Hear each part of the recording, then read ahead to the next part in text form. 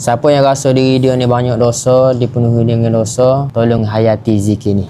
Astaghfirullah Rabbal baraya, astaghfirullah minal khataya, Rabbi zidni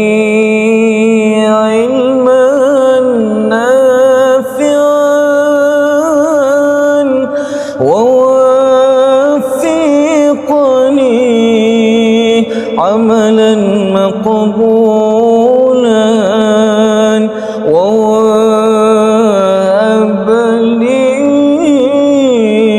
رزقا واسعا وتوب علينا توبة نصوحا وتوب علينا توبة نصوحا.